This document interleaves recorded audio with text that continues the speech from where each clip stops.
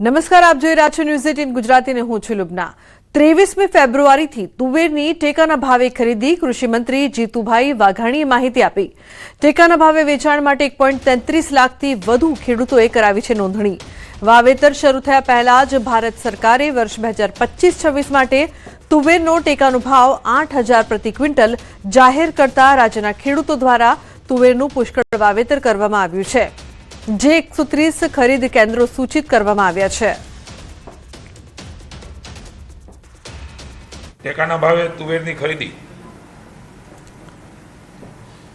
8,000 રૂપિયા પ્રતિ ક્વિન્ટલ 1,03,000 જેટલી નોંધણી થઈ છે, જે મારા વિભાગ દ્વારા જે આ નોંધણી કરવાની શરૂઆત થઈ હતી। ખરીદી કેન્દ્રો 130 જેટલા છે અને ખરીદીની શરૂઆત 23 ફેબ્રુઆરીથી કરવાનો નિર્ણય આજની આપણે આ મંત્રીમંડળની બેઠકમાં માનનીય મુખ્યમંત્રીશ્રી લીધો છે।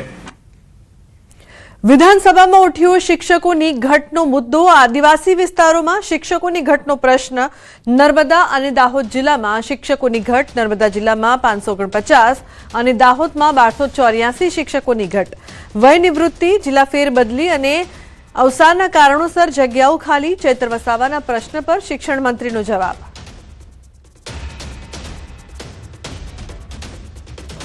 આદિવાસી વિસ્તારોમાં શિક્ષકોની ઘટ છે। નર્મદા અને દાહોદ જિલ્લામાં શિક્ષકોની ઘટ। વિધાનસભામાં ઉઠ્યો શિક્ષકોની ઘટનો મુદ્દો।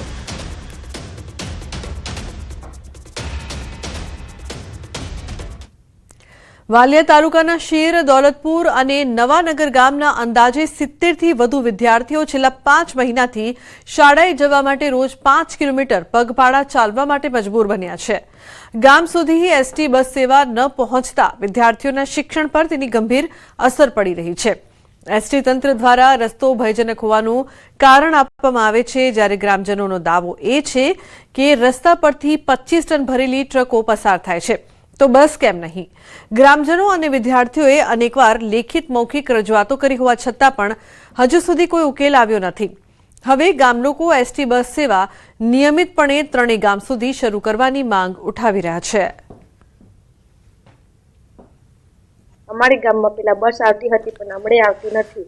અમે 4 થી 5 કિલોમીટર ચાલતા જ આવીએ અને શનિવારે તો સવારમાં બસ લેવા આવે, પણ બપોરના લેવા આવતા નથી। વાલિયાથી અમને જે સાધન મળે તેમ અમે ચાલતા જ આવીએ।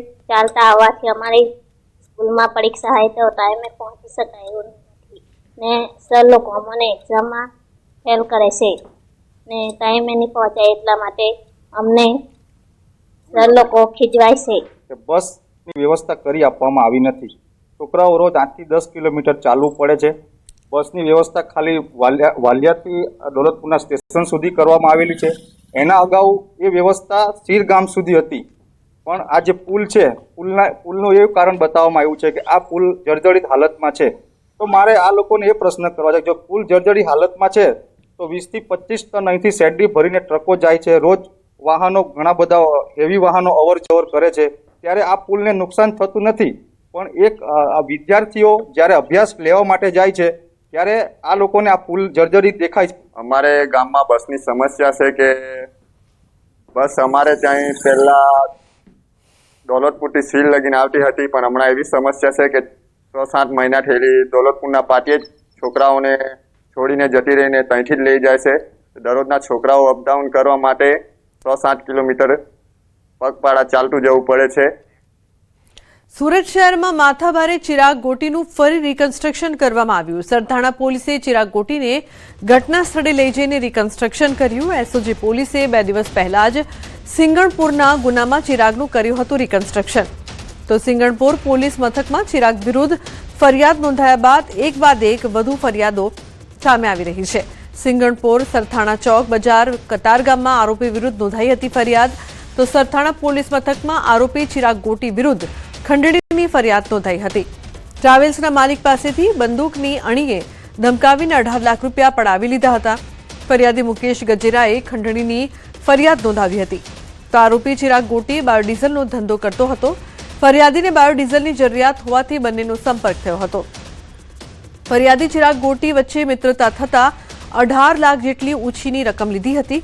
ચિરાગ ગોટી પાસેથી પૈસા માંગવા જતા ચિરાગ ગોટીએ બંદૂક બતાવીને ફરિયાદીને ધમકાવ્યા હતા।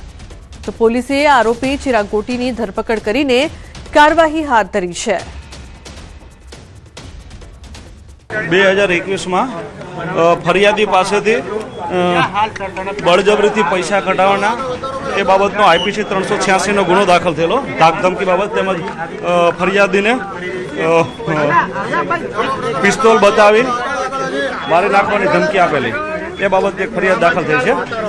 તેના માટે રિકન્સ્ટ્રક્શન માટે પોલીસ અત્યારે આરોપી અને તેના ભાઈ બંને આરોપીઓને સાથે લઈને આવેલા છે. જે કર્મો એને કર્યા છે કાર્ય, એની સજા આજે એને મળી રહી છે.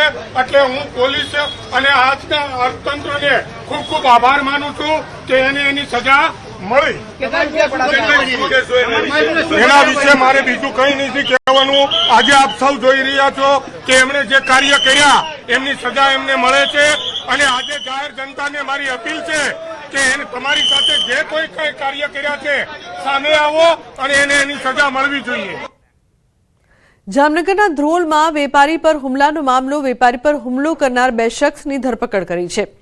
તો સિગારેટ ઉધારમાં ન આપતા કર્યો હતો હુમલો. સિગારેટ બાબતે રકઝક કરીને વેપારી પર હુમલો કર્યો હતો. આ સમગ્ર ઘટના સીસીટીવીમાં કેદ થઈ હતી. તો ઘટના બાદ વેપારીએ નોંધાવી હતી ફરિયાદ. પોલીસે ફરિયાદના આધારે મનીષ પરમાર ઉર્ફે કબૂતર અને માંડા ઝુંઝાની ધરપકડ કરી છે. આરોપી સામે અગાઉ પણ ગુના નોંધાયેલા છે. જે ફરિયાદી છે એમને જાનથી મારી નાખવાની ધમકી આપી છે તથા તેમના હાથ પગ ભાંગી નાખવાની પણ તેમને ધમકી આપેલ હતી. આ ફરિયાદ 17 તારીખે રાતે જ દાખલ કરી દેવામાં આવી હતી અને ત્યાર પછી આ કામના જે આરોપી છે, જેમાં આરોપી નંબર 1 મનીષ ઉર્ફે કબૂતર પરમાર અને આરોપી નંબર 2 માંડાભાઈ ઝુંઝા ભરવાડ, આ બંનેની તાત્કાલિક ધોરણે અટક કરવામાં આવી હતી. ગુજરાત સરકારના બજેટ અંગે ભાજપના પ્રદેશ પ્રમુખ જગદીશ વિશ્વકર્માએ નિવેદન આપ્યું છે. તેઓ કહ્યું હતું કે ગત વર્ષની સરખામણીએ આ બજેટમાં 10.2% નોંધપાત્ર વધારો કરવામાં આવ્યો છે, જે ગુજરાતની તેજ ગતિએ વધી રહેલી વિકાસની ક્ષમતા દર્શાવે છે. કોઈપણ પ્રકારના નવા ટેક્સના ભારણ વગર રજૂ કરાયેલું આ બજેટ સંપૂર્ણપણે વિકાસલક્ષી છે, જેમાં ગરીબો, શ્રમિકો, યુવા શક્તિ, ખેડૂતો સહિતનાને પ્રાધાન્ય આપવામાં આવ્યું છે. ગયા વર્ષ કરતા 10.2%ની સાઇઝનો આ વધારો થયો છે. મિત્રો, આ બજેટ કોઈ પણ નવા કરવેરાનું ભારણ નાખ્યા વગર એ રાજ્યની અવિરત વિકાસ યાત્રાને જન કલ્યાણના અડગ વિશ્વાસથી આગળ ધપાવનારું આ બજેટ છે. પ્રગતિ અને ઉન્નતિના નીત નવા આયામો સર કરતા ગુજરાતના સૌ નાગરિકોના જીવનને સુગમ્ય, સમૃદ્ધ અને સંતોષપ્રદ બનાવવાનો સફળ પ્રયાસ મિત્રો આ બજેટમાં થયો છે. અમદાવાદમાં નગરદેવી ભદ્રકાળી માતાજીની નગર યાત્રાને લઈને તૈયારીઓ શરૂ થઈ ગઈ છે. આગામી 26 ફેબ્રુઆરીના રોજ સવારે 7 વાગે માતાજીની નગર યાત્રા કાઢવામાં આવશે. 616 વર્ષ બાદ ગત વર્ષે શરૂ થયેલી પરંપરા અનુસાર આ વર્ષે સતત બીજી વખત નગર યાત્રાનું આયોજન કરવામાં આવી રહ્યું છે. આજે નગરદેવીની પંચધાતુની મૂર્તિની પ્રાણ પ્રતિષ્ઠા કરવામાં આવી હતી અને યાત્રા પહેલા મંદિર ટ્રસ્ટ અને પોલીસ કમિશનર વચ્ચે બેઠક યોજવામાં આવશે. ચલિત મૂર્તિ તૈયાર કરાઈ એ બેંગ્લોરથી બની છે અને અમદાવાદમાં એની મીનાકારી થયેલ છે. એ આજે અહીંયા માતાજીની સામે એની પ્રાણ પ્રતિષ્ઠા થશે. પ્રાણ પ્રતિષ્ઠા લગભગ 3 કલાક સુધી ચાલશે અને એના પછી બધાને દર્શન માટે મૂકવામાં આવશે. આ પહેલી વાર આપણે એટલે ચલિત મૂર્તિ જોડે નગરયાત્રા કાઢવામાં આવશે. તો બુલેટિનમાં હાલ રોકાઈશું એક બ્રેક માટે. આપ જોતા રહો ન્યૂઝ 18 ગુજરાતી.